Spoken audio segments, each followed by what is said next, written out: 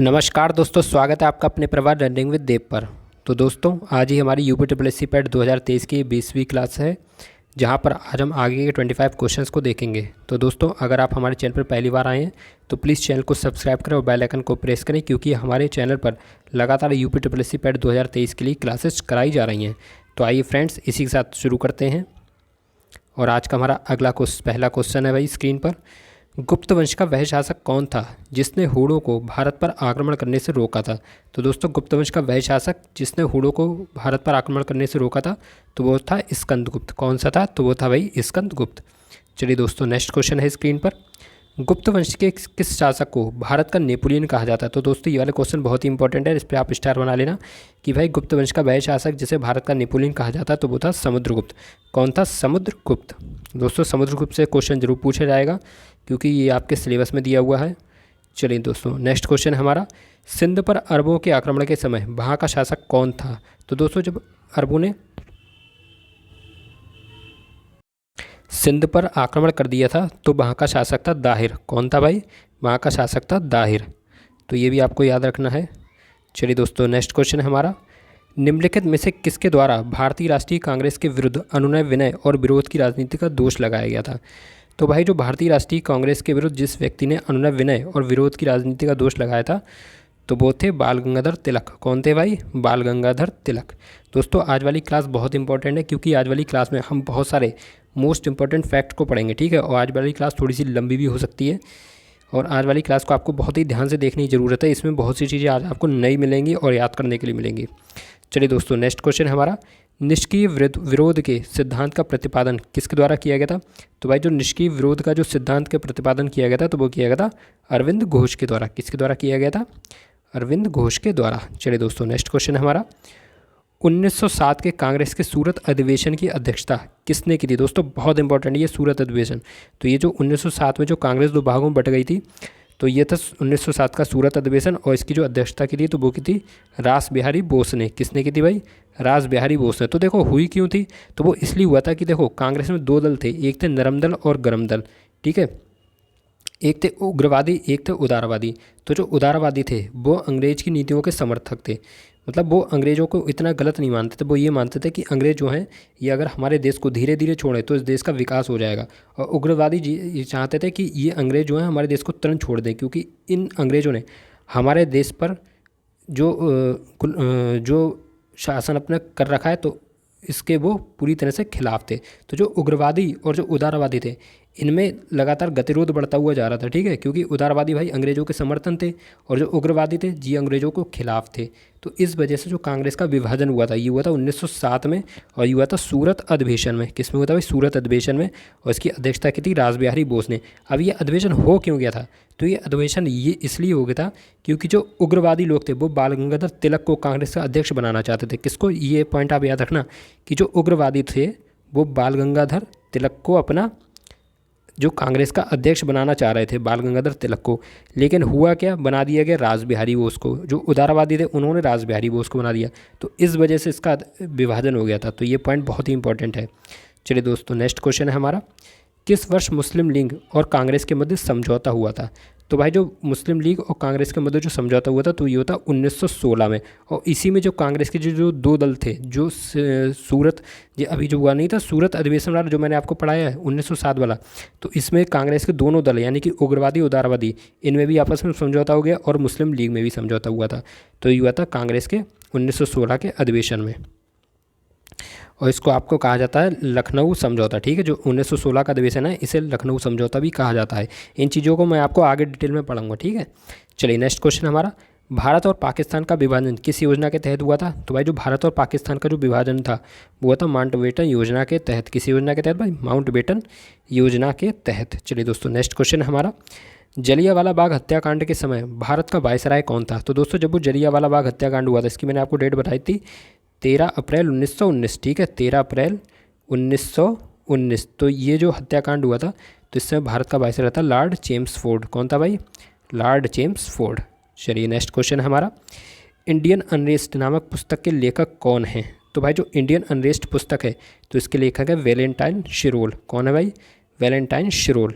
चलिए, next question हमारा, मुस्लिम league ने किस कारण से संविधान सभा का बहिष्कार कर दिया था? तो देखो, वह एकमात्र कारण जिस वजह से मुस्लिम लीग ने संविधान सभा का बहिष्कार किया था तो वो था कि मुस्लिमों के लिए एक अलग से संविधान सभा, जो ये क्या थी, ये मुस्लिमों के लिए एक अलग से संविधान सभा चाहती थी।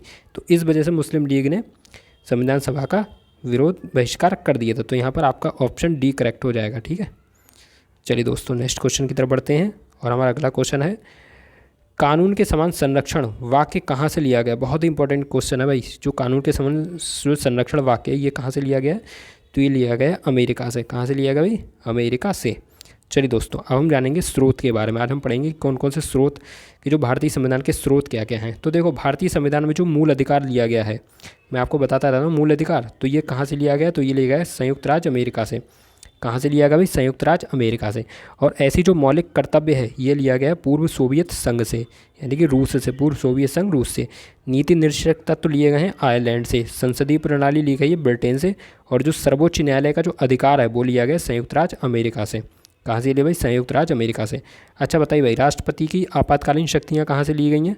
तो ये ली गई हैं जर्मनी से। ऐसी संविधान संशोधन प्रक्रिया तो वो ली गई दक्षिण अफ्रीका से। संघात्मक शासन व्यवस्था कनाडा से ली गई है। और भारत में जो कलेक्टर का पद है ये लिया गया ब्रिटेन से। कहाँ से लिया गया? ब्रिटेन से। चलिए दोस्तों, ये आ गया हमारा अगला पॉइंट। बताइए समवर्ती सूची कहाँ से ली गई है? तो ये ली गई है ऑस्ट्रेलिया से। ऐसे एकल नागरिकता ली गई है ब्रिटेन से। और जो राष्ट्रपति पर महाभियोग है ये लिया गया संयुक्त राज्य अमेरिका से। ठीक है, राष्ट्रपति पर महाभियोग कहाँ से लिया गया? तो ये लिया गया संयुक्त राज्य अमेरिका से। एक बार फिर से इसका रिवीजन करेंगे। बताइए मूल अधिकार कहाँ से लिए गए? तो ये लिए गए संयुक्त राज्य अमेरिका से। मौलिक कर्तव्य पूर्व सोवियत संघ से। नीति निश्चयता तो आयरलैंड से। संसदीय प्रणाली ब्रिटेन से। सर्वोच्च न्यायालय का अधिकार संयुक्त राज्य अमेरिका से। सर्वोच्च न्यायालय का अधिकार कहाँ से लिया है? तो ये लिया गया संयुक्त राज्य अमेरिका से। ऐसी राष्ट्रपति आपातकालीन शक्तियाँ जर्मनी से। संविधान संशोधन प्रक्रिया दक्षिण अफ्रीका। संघात्मक शासन व्यवस्था कनाडा से। और भारत में कलेक्टर का पद तो ये लिया गया है ब्रिटेन से। कहाँ से लिया गया? ब्रिटेन से। चलिए नेक्स्ट पॉइंट है हमारा, समवर्ती सूची कहाँ से ली गई है? तो ये ली गई है ऑस्ट्रेलिया से। ऐसी एकल नागरिकता ब्रिटेन से। और राष्ट्रपति पर महाभियोग तो ये लिया गया संयुक्त राज्य अमेरिका से। तो दोस्तों ये सारे पॉइंट हम फिर से आगे पढ़ेंगे जिससे हमें ये एकदम अच्छे से याद हो जाए। चलिए नेक्स्ट क्वेश्चन है हमारा, वर्तमान में भारतीय संविधान में कुल कितनी अनुसूचियाँ हैं? तो भाई इस समय जो हमारा भारतीय संविधान है तो इसमें है कुल मिलाकर 12 अनुसूचियाँ। कितनी हैं? 12 अनुसूचियाँ। भाग कितने हैं? 22 भाग हैं। ठीक है, 22 भाग हैं। 395 अनुच्छेद हैं और 12 अनुसूचियाँ। देखो बात की जाए भाई भाग की तो वो तो आज की डेट में 25 भी हैं। ठीक है, लेकिन जो मुख्य रूप से जो क्वेश्चन पूछा है वो 22 ही माने जाते हैं। ठीक है तो 25, लगभग 25 हैं और वो बढ़ते रहते हैं, तो उससे हालांकि कोई फ़र्क नहीं है। लेकिन जो अगर असल में बात की जाए और जो ऑफिशियली जो भाग हैं तो वो हैं 22। और ऐसी अनुच्छेद लिखित में तो 395 हैं, लेकिन अब असल में देखोगे तो इसके अंदर जो क्लासेस दिए हैं तो इस वजह से ये जो है 400 से भी ऊपर हैं, यानी लगभग 450 के करीब हैं। लेकिन ऑफिशियल जो है वो कितने हैं? 395। तो आपको जो आंसर लगाना वो 395 पर टिक करना है, भाग पर 22 पर टिक करना है, और जो अनुसूची है वो आपकी 12 हैं। तो ये आपको याद रखा है। चलिए नेक्स्ट क्वेश्चन है हमारा, सॉरी यहाँ पे इंपॉर्टेंट पॉइंट आ गया। चलिए बताइए, मूल संविधान में जो मौलिक अधिकार, ये आपके जो मूल संविधान में आपकी जो अनुसूचियाँ थी ये कितनी थी? तो ये थी 8। ठीक है, मूल संविधान में जो अनुसूचियाँ थी 8 और इस समय कितने हैं? 12। यानी कि जब हमारा भारत आज़ाद हुआ था, जब भारत का जो संविधान बना था तो उस समय संविधान में 8 अनुसूचियाँ थी, लेकिन वर्तमान में कितनी अनुसूचियाँ हैं? तो वो हैं 12 अनुसूचियाँ। अच्छा, प्रथम संविधान संशोधन कब हुआ था? तो ये होता 1951 में, और इसके तहत संविधान में 9वीं अनुसूची जोड़ी गई। मैंने क्या कहा भाई, मूल संविधान में तो 8 थी, अब बताओ 9वीं कब जोड़ी गई? तो ये जोड़ी गई प्रथम संविधान संशोधन 1951 के द्वारा। और दोस्तों ये वाला बहुत इंपॉर्टेंट है, पूछा जा सकता है। ये बताइए प्रथम संविधान संशोधन कब हुआ था? तो ये होता 1951 में। और कौन सी अनुसूची जोड़ी गई? तो ये जोड़ी गई 9वीं। अच्छा, 10वीं अनुसूची कब जोड़ी गई? तो ये जोड़ी थी 52वें संविधान संशोधन 1985 के द्वारा। ठीक है, जो 10वीं अनुसूची थी वो जोड़ी गई थी 52वें संविधान संशोधन 1985 के द्वारा। ऐसी 11वीं अनुसूची 73वां संविधान संशोधन 1992 के द्वारा। और जो 12वीं अनुसूची थी जो जोड़ी थी 74वें संविधान संशोधन 1993 के द्वारा। और जो 73वां संविधान संशोधन है 1992 के द्वारा, तो इसमें आपका पंचायती राज व्यवस्था को भी जोड़ा गया था। तो ये वाला बहुत इंपॉर्टेंट है और आपका ये वाला बहुत इंपॉर्टेंट है। तो ये दोनों याद रखना, हालांकि याद आपको चारों रखने हैं, बहुत ही ज़्यादा इंपॉर्टेंट है। लेकिन जो मैं मुख्य रूप से बता रहा हूँ सबसे ज़्यादा ये पहला वाला और ये तीसरा वाला, ये बहुत इंपॉर्टेंट है। चलिए एक बार और पढ़ लेते हैं भाई। प्रथम संविधान संशोधन 1951 में हुआ, 9वीं अनुसूची जोड़ी गई। 52वां संविधान संशोधन 1985 के तहत 10वीं अनुसूची को जोड़ी गई। 73वां संविधान संशोधन 1992 के द्वारा 11वीं अनुसूची जोड़ी गई। और 74वां संविधान संशोधन 1993 के द्वारा 12वीं अनुसूची जोड़ी गई। तो ये आपको याद रखना है। चलिए दोस्तों, नेक्स्ट क्वेश्चन है हमारा, भारतीय स्टेट बैंक का मुख्यालय कहाँ पर है? तो देखो, अगर बात की जाए भाई भारतीय स्टेट बैंक की, तो इसका जो मुख्यालय वो है मुंबई में, ठीक है। कहाँ पर है भाई? मुंबई में। और इसकी स्थापना कब हुई थी? तो भाई इसकी स्थापना हुई थी 1955 ईस्वी में। तो ये भी आपको याद रखना है। चलिए नेक्स्ट क्वेश्चन है हमारा, हरित क्रांति का सर्वाधिक निराशाजनक परिणाम किस फसल में देखने को मिला? तो दोस्तों, जो हरित क्रांति का सर्वाधिक निराशाजनक परिणाम मिला था, तो वो मिला था दलहन में। किसमें? दलहन में। चलिए नेक्स्ट, यहाँ पर इंपॉर्टेंट पॉइंट आ गया भाई। मैंने आपसे कहा ना, आज वाली जो क्लास है बहुत ही अच्छी होने वाली है, क्योंकि यहाँ पर आज हम बहुत सारे आपके लिए फैक्ट लेकर आए हैं। चलिए बताइए, भारत में हरित क्रांति सबसे अधिक गेहूं और चावल के लिए सफल रही थी। जो हरित क्रांति जो थी, इसमें सबसे अधिक जो अगर सफलता मिली है तो वो गेहूं और चावल की फसल के लिए मिली है। गेहूं पर सबसे अधिक वृद्धि देखने को मिली, और जो चावल का उत्पादन था वो अपरिवर्तित रहा, यानी कि वहाँ पे कोई ज़्यादा चेंजेस नहीं आए, वहाँ पे कमी नहीं मेन रूप से देखने को मिली। यानी कि गेहूँ और चावल जो एक तरीके से लाभ में ही रहे। और जो मोटे अनाजों का उत्पादन है ये घट गया था, ठीक है। मोटे अनाजों का उत्पादन घट गया था, और जो दलहन वाला था उसमें आपको कमी देखने को मिली। तो इसलिए जो निराशाजनक परिणाम है वो मिला था दलहन के उत्पादन में। चलिए नेक्स्ट क्वेश्चन है, दास कैपिटल किसकी पुस्तक का नाम है? तो भाई जो दास कैपिटल है ये है कार्ल मार्क्स की पुस्तक का नाम। किसकी पुस्तक का नाम है? तो ये है कार्ल मार्क्स की पुस्तक का नाम। चलिए नेक्स्ट क्वेश्चन हमारा, भूगोल का जनक किसे कहा जाता है? तो भाई भूगोल का जनक कहा जाता है इरेटोस्थेनीज को। किसको कहा जाता है? इरेटोस्थेनीज को।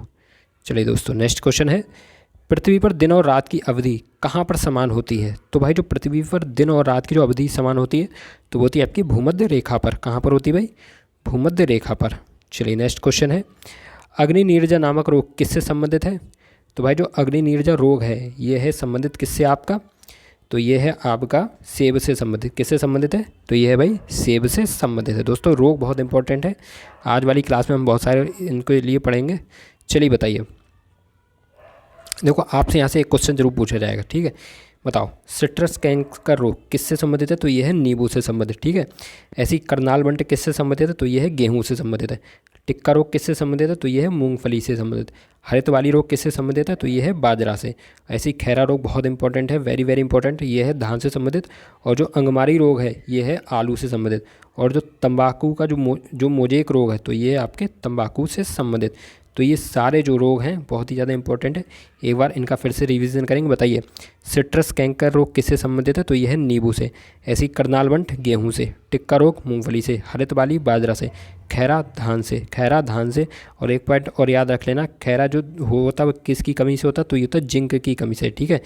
ये होता है आपके जिंक की कमी से। ये जेड नहीं बन पा रहा, हाँ जिंक, जेड एन, ठीक है। तो ये होता है जिंक की कमी से होता है खैरा रोग। तो ये किससे संबंधित है? तो ये धान से संबंधित है। ऐसे ही अंगमारी रोग है आलू से संबंधित। और जो मोजेक रोग है ये है तंबाकू से संबंधित। बहुत ही इंपॉर्टेंट थे। चलिए नेक्स्ट क्वेश्चन है हमारा, केसीटेराइट किसका अयस्क है? तो दोस्तों अगर बात की जाए केसीटेराइट की तो ये अयस्क है टिन का, ठीक है। किसका अयस्क है? तो ये है टिन का अयस्क है। चलिए दोस्तों आगे जानते हैं भाई कुछ अयस्कों के नाम। बताइए, गैलेना किसका अयस्क है? तो ये है लेड का, ठीक है। याद रखना भाई, बहुत इंपॉर्टेंट है। गैलेना किसका अयस्क है? तो ये है लेड का। ऐसी इंग्लिसाइट किसका अयस्क है? तो ये भी है लेड का। अच्छा, काल्वेराइट और सिल्वेनाइट किसके अयस्क हैं? तो ये है सोने के, ठीक है। सोने के अयस्क कौन कौन से हैं? काल्वेराइट और सिल्वेनाइट। अच्छा, एल्यूमिनियम का अयस्क बहुत इंपॉर्टेंट है, और सबसे ज़्यादा आपका बॉक्साइट, ठीक है। तो बॉक्साइट जरूर याद रखना, बाकी याद सारे रखने हैं। तो बताइए बॉक्साइट किसका अयस्क है? तो एल्यूमिनियम का है। ऐसी कोरंडम ये भी एल्यूमिनियम का है। और जो आपका फेल्सफॉर है ये भी एल्यूमिनियम का है। एल्यूनाइट भी एल्यूमिनियम का है। क्रायोलाइट एल्यूमिनियम और काउलिन एल्यूमिनियम, ठीक है। यानी कि bauxite, corundum, phosphor, alunite, cryolite, kaolin, ठीक है। ये किसके अयस्क हैं? तो ये हैं एल्यूमिनियम के अयस्क। ऐसी काल्वेराइट और सिल्वेनाइट सोना का अयस्क हैं। और गैलेना इंग्लिसाइट किसके अयस्क हैं? तो ये है लेड के अयस्क। चलिए दोस्तों नेक्स्ट क्वेश्चन है आज का हमारा, विश्व व्यापार संगठन का मुख्यालय कहाँ पर है? तो दोस्तों अगर बात की जाए विश्व व्यापार संगठन की तो इसका हेडक्वार्टर है आपके जिनेवा में। कहाँ पर है? जिनेवा में। चलिए दोस्तों आज हम कुछ हेडक्वार्टर का रिवीजन करेंगे। चलिए बताइए, आसियान का हेडक्वार्टर कहाँ पर है? तो भाई आसियान का हेडक्वार्टर है इंडोनेशिया के जकार्ता में। कहाँ पर भाई? इंडोनेशिया के जकार्ता में। ऐसी सार्क का एक हेडक्वार्टर कहाँ पर है? तो ये है काठमांडू में। विश्व बैंक का हेडक्वार्टर है वाशिंगटन डीसी में। कहाँ पर है भाई? वाशिंगटन डीसी में। अच्छा, अंतर्राष्ट्रीय मुद्रा कोष का हेडक्वार्टर कहाँ पर? तो ये भी है वाशिंगटन डीसी में। यूरोपीय यूनियन का हेडक्वार्टर कहाँ पर? तो ये है ब्रुसेल्स के बेल्जियम में। ठीक है, बेल्जियम के ब्रुसेल्स में यूरोपीय यूनियन का हेडक्वार्टर। अच्छा, नाटो का हेडक्वार्टर कहाँ पे? तो ये भी आपका ब्रुसेल्स में है। नाटो वाला बहुत इंपॉर्टेंट है, बहुत ही चर्चा में इस समय। चलिए बताइए, एशियाई विकास बैंक का हेडक्वार्टर कहाँ पे? तो ये है मनीला में। यूनेस्को का हेडक्वार्टर बहुत इंपॉर्टेंट है, ये है पेरिस में। ओपेक का हेडक्वार्टर भी इंपॉर्टेंट है, ये है वियना में। राष्ट्रमंडल का भी बहुत ही इंपॉर्टेंट है, ये है लंदन में। बिम्स्टेक का हेडक्वार्टर है ढाका में। और संयुक्त राष्ट्र पर्यावरण का हेडक्वार्टर है नैरोबी में। ठीक है, ये कहाँ पर? नैरोबी में। तो ये सारे आपको याद रखने हैं कौन कौन से हेडक्वार्टर कहाँ पर हैं। और देखिए, ये बहुत ही इंपॉर्टेंट हेडक्वार्टर है। अंतर्राष्ट्रीय सौर संगठन का हेडक्वार्टर कहाँ पर? ये है गुरुग्राम हरियाणा में। वेरी वेरी इंपॉर्टेंट, क्योंकि हमारे भारत में है। अच्छा, संयुक्त राष्ट्र मानवाधिकार परिषद का हेडक्वार्टर कहाँ पे? तो ये है जिनेवा में। ठीक है, न्यू डेवलपमेंट का हेडक्वार्टर शंघाई में है। अंतर्राष्ट्रीय न्यायालय का हेडक्वार्टर हेग में है। और इंटरपोल का हेडक्वार्टर लियोन्स में। ठीक है, इंटरपोल का हेडक्वार्टर कहाँ पर है? तो ये है लियोन्स में। चलिए एक बार फिर से रिवीजन कर लेते हैं, ज़रूरी है रिवीजन करना। बताइए भाई, आसियान का हेडक्वार्टर कहाँ पर है? तो ये है जकार्ता में। सार्क का हेडक्वार्टर काठमांडू में। विश्व बैंक का हेडक्वार्टर वाशिंगटन डीसी में। अंतर्राष्ट्रीय मुद्रा कोष का हेडक्वार्टर वाशिंगटन डीसी में। यूरोपीय यूनियन का हेडक्वार्टर ब्रुसेल्स में। और नाटो का हेडक्वार्टर भी ब्रुसेल्स में। हालांकि मैंने आपको ये पढ़ा दिए हैं, लेकिन मैं रिवीजन बार बार कराता रहूँगा। चलिए बताइए, एशियाई विकास बैंक का हेडक्वार्टर कहाँ पर है? तो ये है मनीला में। ठीक है, एशियन डेवलपमेंट बैंक। अच्छा, यूनेस्को का कहाँ पे? तो ये है पेरिस में। ओपेक का हेडक्वार्टर वियना में। राष्ट्रमंडल का लंदन में। बिम्स्टेक का ढाका में।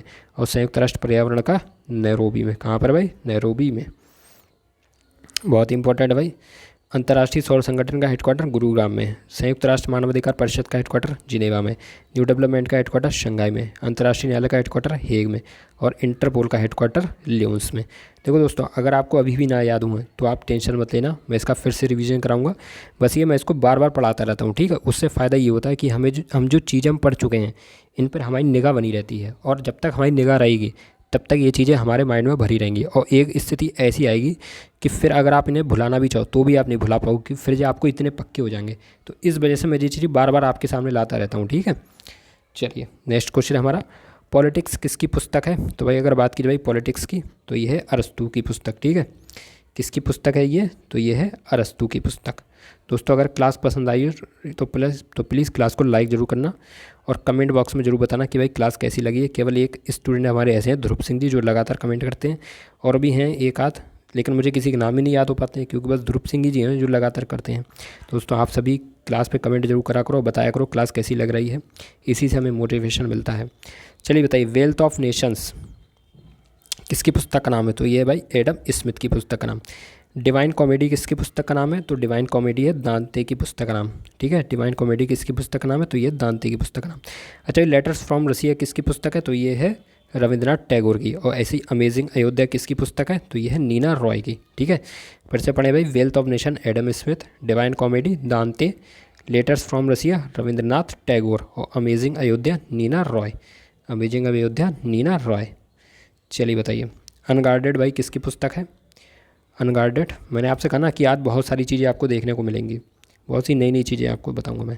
तो भाई जो अनगार्डेड है ये है मिताली राज की पुस्तक। ऐसी एक पुस्तक है I am no Messiah, very very important है। ये किसकी है? तो ये है सोनू सूद की। अच्छा, ग्रेट इंडियन नोवेल किसकी है? तो ये है शशि थरूर की। और गोल्डन बॉय नीरज चोपड़ा, ये भी वेरी इंपॉर्टेंट है दोस्त। तो गोल्डन बॉय नीरज चोपड़ा है नवदीप सिंह दिल की। किसकी है भाई? नवदीप सिंह गिल की। चलिए एक बार फिर से बताइए, अनगार्डेड किसकी है? तो ये है मिताली राज की। आई एम नो मसीहा Sonu Sood, the great Indian novel Shashi Tharoor, और गोल्डन बॉय नीरज चोपड़ा नवदीप सिंह गिल। चलिए दोस्तों, नेक्स्ट क्वेश्चन हमारा, बताइए केबुल लामजाओ राष्ट्रीय उद्यान किस राज्य में है? तो दोस्तों अगर बात की जाए भाई केबुल लामजाओ राष्ट्रीय उद्यान की, तो ये है आपके मणिपुर में। कहाँ पर है ये? तो ये आपके मणिपुर में। और ये जो है ये दुनिया का एकमात्र तैरता हुआ राष्ट्रीय उद्यान है। और किस झील पर है? तो ये है लोकटक झील। ठीक है, किस झील पर? लोकटक झील पर है। केबुल लामजाओ राष्ट्रीय उद्यान मणिपुर में है और दुनिया का एकमात्र तैरता हुआ राष्ट्रीय उद्यान है, और ये लोकटक झील पर है। चलिए दोस्तों आगे बढ़ते हैं, और आज हम रिवीजन करेंगे भाई असम के राष्ट्रीय उद्यानों का। हमने बहुत सारे राष्ट्रीय उद्यान पढ़ चुके हैं, लगभग 35 के करीब राष्ट्रीय उद्यान ऑलमोस्ट कंप्लीट हो चुके हैं। और अभी और भी हमें राष्ट्रीय उद्यान पढ़ने हैं। चलिए तो बताइए असम के कौन कौन से राष्ट्रीय उद्यान है, तो इन सबका हम रिवीजन कर रहे हैं। असम के तो मैं कई बार आपको बता चुका हूँ। तो देखिए भाई, अगर आपसे पूछ रहा है कि बताइए काजीरंगा राष्ट्रीय उद्यान कहाँ पर है, तो ये है असम में।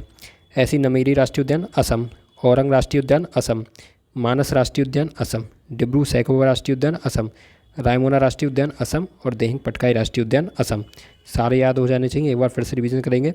काजीरंगा राष्ट्रीय उद्यान असम, नमेरी राष्ट्रीय उद्यान असम, औरंग राष्ट्रीय उद्यान असम, मानस राष्ट्रीय उद्यान असम, डिब्रू सैखोवा राष्ट्रीय उद्यान असम, रायमोना राष्ट्रीय उद्यान असम और देहिंग पटकाई राष्ट्रीय उद्यान ये भी है आपका असम में। दोस्तों आज हम और राष्ट्रीय उद्यान नहीं लेके, नहीं तो फिर आज क्लास बहुत ज़्यादा लंबी हो जाती है। चलिए बताइए बगलियार परियोजना किस नदी पर है, तो भाई अगर बात की जाए भाई बगलियार परियोजना की, तो ये आपकी चिनाब नदी में है। कहाँ पर है ये? चिनाब नदी पर है और ये आपकी जम्मू कश्मीर में। चलिए तो भाई जो बगलियार परियोजना किस नदी पर, तो ये है चिनाब नदी पर और कहाँ पर है? जम्मू कश्मीर में। अच्छा एक बार बताओ, आप लोग रिवीजन कर रहे हो नहीं कर रहे हो? देखो मैं आपसे एक बार बता दूं, मैंने जो भी आपको क्लास पढ़ा दी है, ठीक है, मैं उनका रिवीजन तो लगातार कराता रहूँगा, लेकिन फिर भी आपकी जिम्मेदारी बनती है कि रिवीजन आपको भी करना चाहिए। अब अगर आपने नोट्स बनाए हों तो अच्छी बात है, और अगर नहीं भी बनाए तो कोई बात नहीं। तो मैं आपको एक ट्रिक यहाँ पर बता दे रहा हूँ। देखो आपने मेरी जो भी क्लास देखी हैं, सही है, जो भी मेरी क्लास देखी हैं, आप एक काम करो, उनको 1.5 की स्पीड में देख लो, ठीक है, 1.5 की स्पीड में दोबारा से देख लो। देखो अभी बहुत ज़्यादा क्लास नहीं हुई है, अभी मात्र 20 क्लासें हुई हैं, तो अगर आप 1.5 की स्पीड में भी देख लोगे तो जो पिछला आपका रिवीजन है वो आपका कंप्लीट हो जाएगा। जो मैंने आपको पिछली क्लास कराई वो कंप्लीट हो जाएंगी, ठीक है। क्योंकि देखो भाई टाइम बहुत कम रह गया, देखा जाए तो मात्र 50 दिन का ही टाइम है, मतलब 51-52 दिन का है। तो अब ये कोई बहुत ज़्यादा टाइम तो नहीं है, और फिर रिवीजन भी हमें करना है। हालांकि मैं अपनी तरफ से पूरी कोशिश कर रहा हूँ, मैं लगातार रिवीजन भी कराता हुआ चल रहा हूँ, लेकिन आपको भी थोड़ा सा ध्यान रखना है। और मैं एक बात आपको बता दूँ कि आप जो है अपना थोड़ा सा जो शेड्यूल है वो बनाइए, और सबसे अच्छी बात आप सिलेबस को उठाइए, ठीक है। सिलेबस के अकॉर्डिंग आप तैयारी कीजिए, जो भी आपके पास नोट्स हों, किताबें हों, सिलेबस के अकॉर्डिंग पढ़ना है, ठीक है। बहुत ही सिलेक्टेड टॉपिक है, पैट कोई हुआ नहीं है, बहुत बड़ा एग्जाम नहीं है, बहुत नॉर्मल सा और सिंपल से यहाँ पर क्वेश्चन पूछे जाते हैं। मैंने जो किताबें बता दी ना, ये तो फिर मैंने बहुत हाई लेवल की बता दी हैं, नहीं तो ऐसी ऐसी किताबें पूछी गई हैं कि जो मतलब हम बचपन से पढ़ते चले हैं। बताइए माई एक्सपेरिमेंट विद ट्रुथ किसी पुस्तक है, ऐसी ऐसी किताबें पूछी गई हैं। तो बहुत, और जो जितनी सरल किताब है वो तो मैंने आपको कराई दी, अब जब बची नहीं तो मैं आपके लिए थोड़ी सी विदेशी किताबें करा रहा हूँ, या जो अभी इस समय की जो चर्चा में उन किताबों को बता रहा हूँ कि अगर मान लो कहीं वाई देवे, क्या पता एग्जामिनर कोई ऐसी किताब दे दी जो इस बार पता है थोड़ा पेपर से घूम के आ जाए। हमेशा तो सरल देता, हो सकता है कहीं कठिन ही दे दे तो आपकी फंस जाए। तो इसलिए मैं आपसे कह रहा हूँ कि थोड़ी सी तैयारी अपनी भी करते हुए चलो, रिवीजन लगातार करो, ठीक है, ज़्यादा से ज़्यादा रिवीजन करो। जो भी किताबें हों वहाँ से सेल्फ स्टडी बहुत ज़रूर करो, क्योंकि दोस्तों मैं आपको आज एक बहुत बड़ा सच बता दे रहा हूँ कि जिसका भी सिलेक्शन होता है वो सेल्फ स्टडी के दम पर होता है, ठीक है। अगर मैं आपसे झूठ बोल दूँ मेरे चैनल से पढ़ लो सिलेक्शन हो जाएगा, तो बहुत गलत मैं कह रहा हूँ। आई समझ, मैं किसी को धोखा नहीं दूंगा, मैं आपको सच बता रहा हूँ। यहाँ पे जो बच्चे पढ़ रहे हैं वो पढ़ते रहें, अपनी तैयारी करते रहें, लेकिन सेल्फ स्टडी जरूर करें, ठीक है। सेल्फ स्टडी बहुत इंपॉर्टेंट है। केवल यूट्यूब से पढ़ने से मेरे दोस्त किसी का सिलेक्शन नहीं होता है, ये मैं आपको सच बात बता रहा हूँ। अगर यूट्यूब से सिलेक्शन होना होता ना तो जाने कितने लाखों करोड़ों बच्चे पढ़ रहे हैं, सबका हो गया होता, लेकिन ऐसा नहीं होता मेरे दोस्त। लास्ट जो हमें जो अंतिम जो हमारा हथियार होता है ना वो हमारी किताब ही होती है। जो हमारे सामने किताब है उसको पढ़ो, ज़रूर पढ़ो, जो नोट्स हैं उनको ज़रूर पढ़ो, ठीक है। क्लास इसलिए देखो कि जैसे बहुत सी ऐसी चीज़ें हैं, जैसे अब आप मान लो आज आपने नई नई तैयारी करना शुरू करी, अगर आपने किताब पढ़ना शुरू कर दी तो आपको वो बिल्कुल कुछ समझ में नहीं आएगा, सब आपके ऊपर से निकल जाएगा, आप भाषा ही नहीं समझ पाओगे। इसलिए क्लास देखना ज़रूरी होती है, इसलिए ऑफलाइन या ऑनलाइन कोचिंग चलती हैं, ठीक है। तो इसलिए आप क्लास देखो। लेकिन अगर आप सोचो कि सिर्फ क्लास देखने से आपका कल्याण हो जाए तो भाई इस धोखे मत रहना, अपनी सेल्फ स्टडी जरूर करते रहना। जो भी सिलेबस है बस सिलेबस के अकॉर्डिंग करना, ठीक है, सिलेबस से बाहर मत करना। ये नहीं पता चले कर रहे हो यूपी प्लस पैट की तैयारी और कर रहे हो और किताब पढ़ रहे हो यूपीएससी की, तो ऐसा बिल्कुल नहीं करना, ठीक है। इसी लेवल की किताबें करो और इसी के टॉपिक पढ़ो। और मैं तो आपसे कह रहा हूँ कि बस आप टेलीग्राम चैनल पर आ जाओ, मैं बहुत जल्द से जल्द यहाँ पे क्विज क्वेश्चन ला रहा हूँ, ठीक है, बहुत जल्द से जल्द बस लाने वाला हूँ। तैयारी लगातार चल रही है, कुछ प्रॉब्लम आ रही है अभी टेलीग्राम पे, जैसे मैंने कहा था पीडीएफ दे दूंगा, वहाँ पीडीएफ सेंड ही नहीं हो पा रही है। अब मैं बड़ा परेशान हूँ कि पता नहीं पीडीएफ क्यों नहीं जा रही है, तो बस वो प्रॉब्लम मैं जल्दी सुलझा दूंगा। और साथ ही में अब जो क्विज हैं वो लाना स्टार्ट कर दूंगा, आप ज़रूर वहाँ से क्विज लगाना, ठीक है। और क्लास ज़रूर रेगुलर बेसिस पर देखते रहना, क्लास नहीं छोड़ना, ठीक है। क्लास बहुत ज़रूरी है देखना, क्योंकि क्लास में मैं आपको सब कुछ रिवाइज भी करा रहा हूँ, याद भी करा रहा हूँ।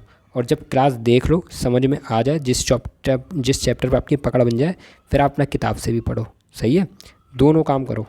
चलो, और हाँ, मैंने आपसे क्या कहा था कि 1.5 की स्पीड में एक बार क्लासेस ज़रूर देख लेना दोबारा से, उससे जो होगा आपका रिवाइज़ हो जाएगा। क्योंकि देखो अभी भाई यही एक टाइम है रिवीजन का, क्योंकि फिर इसके बाद तो इतना देखो, जैसे जैसे भाई एग्ज़ाम पास आता है वैसे वैसे हमारी तरफ ये कहीं ना कहीं माइंड में, चाहे हमारी कितनी भी अच्छी तैयारी क्यों ना हो, एक बोझ आने लगता है, एक स्ट्रेस आ जाता है हमारे माइंड में। आता नहीं आता, सबके माइंड में आता है भाई, कोई भी हो।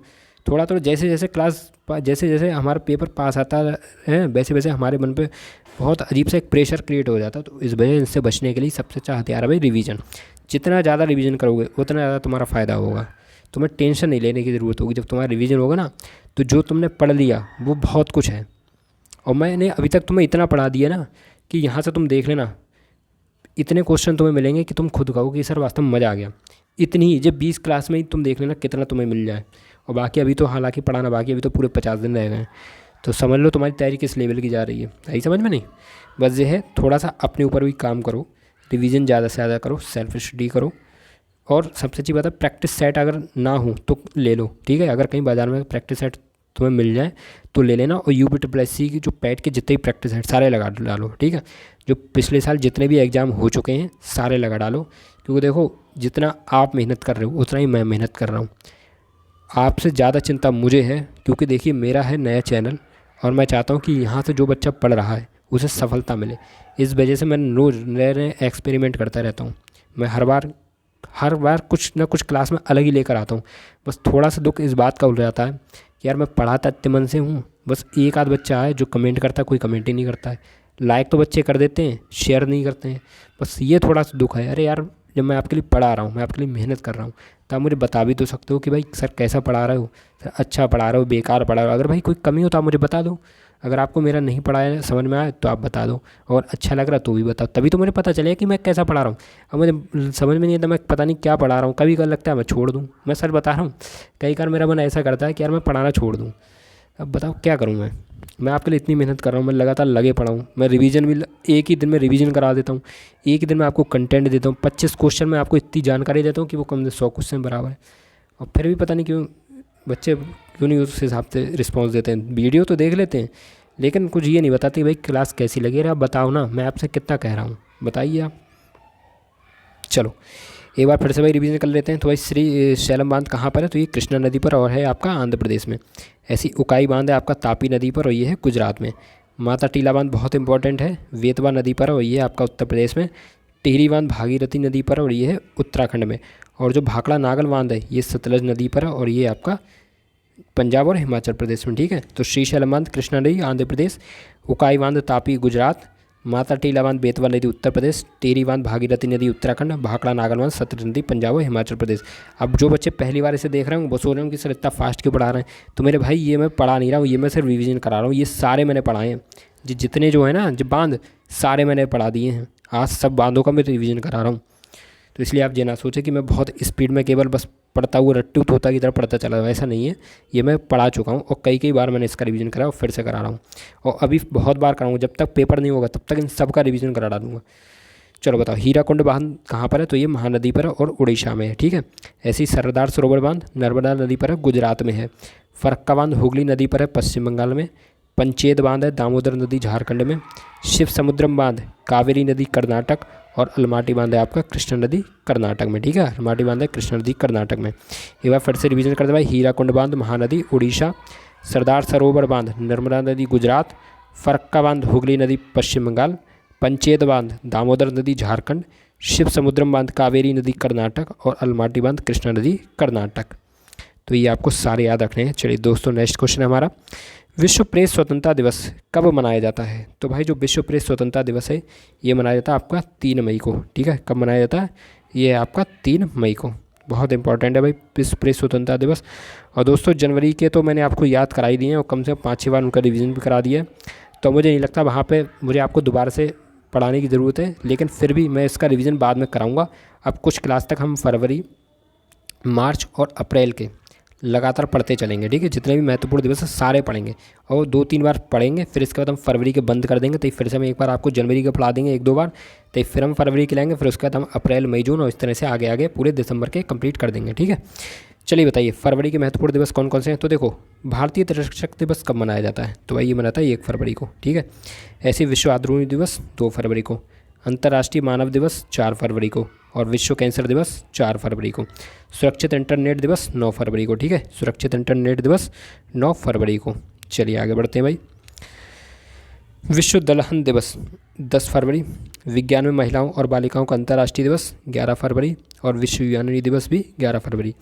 ऐसी राष्ट्रीय उत्पादकता दिवस 12 फरवरी, और विश्व रेडियो दिवस 13 फरवरी, और राष्ट्रीय महिला दिवस भी 13 फरवरी को मनाया जाता है। चलिए आगे बढ़ते भाई। अंतर्राष्ट्रीय बाल कैंसर दिवस 15 फरवरी, विश्व सामाजिक न्याय दिवस 20 फरवरी, अंतर्राष्ट्रीय मातृभाषा दिवस 21 फरवरी, केंद्रीय उत्पाद शुल्क दिवस 24 फरवरी, प्रोटीन दिवस 27 फरवरी, और राष्ट्रीय विज्ञान दिवस 28 फरवरी को। एक बार फिर से इसको पढ़ लेते हैं भाई। अंतर्राष्ट्रीय बाल कैंसर दिवस 15 फरवरी, विश्व सामाजिक न्याय दिवस 20 फरवरी, अंतर्राष्ट्रीय मातृभाषा दिवस 21 फरवरी, केंद्रीय उत्पाद शुल्क दिवस 24 फरवरी, प्रोटीन दिवस 27 फरवरी, और राष्ट्रीय विज्ञान दिवस 28 फरवरी। चलिए दोस्तों अब हम पढ़ेंगे आज मार्च के दिवस। और बताइए शून्य भेदभाव दिवस कब मनाया जाता है, तो ये मनाया जाता है आपका 1 मार्च को। ऐसे ही विश्व वन्यजीव दिवस 3 मार्च को, राष्ट्रीय सुरक्षा दिवस 4 मार्च को, और जन औषधि दिवस 7 मार्च को। एक बार फिर से मार्च के पढ़ेंगे क्योंकि ये भी अभी हमारे लिए नई है एक तरीके से। शून्य भेदभाव दिवस 1 मार्च, विश्व वन्यजीव दिवस 3 मार्च, राष्ट्रीय सुरक्षा दिवस 4 मार्च, और जन औषधि दिवस 7 मार्च। चलिए आगे बढ़ते हैं भाई। अंतर्राष्ट्रीय महिला दिवस कब मनाया जाता है, तो ये मनाया था आपका 8 मार्च को, ठीक है। अंतर्राष्ट्रीय महिला दिवस 8 मार्च को। विश्व किडनी दिवस 9 मार्च, CISF स्थापना दिवस 10 मार्च, अंतर्राष्ट्रीय गणित दिवस 14 मार्च, विश्व उपभोक्ता अधिकार दिवस 15 मार्च, राष्ट्रीय टीकाकरण दिवस 16 मार्च, और अंतर्राष्ट्रीय गौरैया दिवस 20 मार्च, और अंतर्राष्ट्रीय प्रसन्नता दिवस भी 20 मार्च को मनाया जाता है, ठीक है। अंतर्राष्ट्रीय गौरैया दिवस 20 मार्च और अंतर्राष्ट्रीय प्रसन्नता दिवस 20 मार्च। एक बार फिर से पढ़ेंगे इन सबको। चलिए बताइए भाई अंतर्राष्ट्रीय महिला दिवस कब मनाया जाता है, तो ये मनाया जाता है 8 मार्च को। ऐसे विश्व किडनी दिवस 9 मार्च, CISF स्थापना दिवस 10 मार्च, अंतर्राष्ट्रीय गणित दिवस 14 मार्च, अंतर्राष्ट्रीय गणित दिवस 14 मार्च, विश्व उपभोक्ता अधिकार दिवस 15 मार्च, राष्ट्रीय टीकाकरण दिवस 16 मार्च, अंतर्राष्ट्रीय गौरैया दिवस 20 मार्च, और अंतर्राष्ट्रीय प्रसन्नता दिवस भी 20 मार्च को मनाया जाता है। चलिए बताइए भाई। अंतर्राष्ट्रीय वन दिवस 21 मार्च, विश्व जल दिवस 22 मार्च, विश्व मौसम विज्ञान दिवस 23 मार्च, और शहीदी दिवस 23 मार्च, विश्व क्षय रोग दिवस 24 मार्च, और विश्व रंगमंच दिवस 27 मार्च। एक बार फिर से पढ़ेंगे भाई। अंतर्राष्ट्रीय वन दिवस 21 मार्च, विश्व जल दिवस 22 मार्च, विश्व मौसम विज्ञान दिवस 23 मार्च, शहीदी दिवस 23 मार्च, विश्व क्षय रोग दिवस 24 मार्च, और विश्व रंगमंच दिवस 27 मार्च। तो दोस्तों ये हमने अभी मार्च की कंप्लीट कर लिए हैं और अब हम पढ़ेंगे अप्रैल के, और ये भी हम सब रिवीजन ही कर रहे हैं। अब जो बच्चे नए हैं उन्हें लग रहा हो कि पता नहीं बड़ा स्पीड में पढ़ा रहा हो, तो भाई ये सब रिवीजन चल रहा है और लगातार बच्चों ने पढ़ चुके हैं। जनवरी के याद करा दिए, फरवरी के भी लगभग बच्चों को याद हो चुके हैं। अब मार्च के और अप्रैल पे इन पर हमारा सबसे विशेष ध्यान है।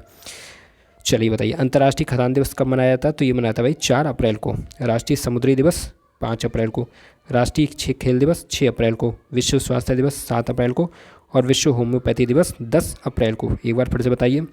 अंतर्राष्ट्रीय खदान दिवस 4 अप्रैल, राष्ट्रीय समुद्री दिवस 5 अप्रैल, राष्ट्रीय खेल दिवस 6 अप्रैल, विश्व स्वास्थ्य दिवस 7 अप्रैल, और विश्व होम्योपैथी दिवस ये मनाया जाता है आपका 10 अप्रैल को।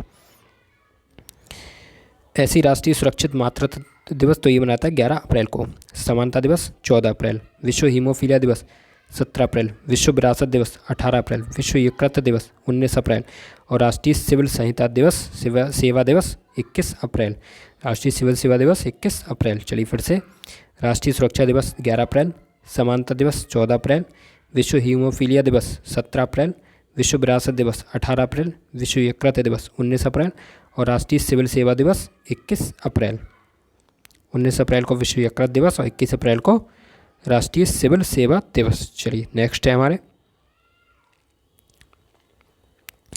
विश्व पृथ्वी दिवस 22 अप्रैल, विश्व पुस्तक दिवस 23 अप्रैल, राष्ट्रीय पंचायती राज दिवस 24 अप्रैल, विश्व मलेरिया दिवस 25 अप्रैल, विश्व बौद्धिक संपदा दिवस 26 अप्रैल, आयुष्मान भारत दिवस 30 अप्रैल, और विश्व पशु चिकित्सा दिवस 30 अप्रैल। एक बार फिर से पढ़ो।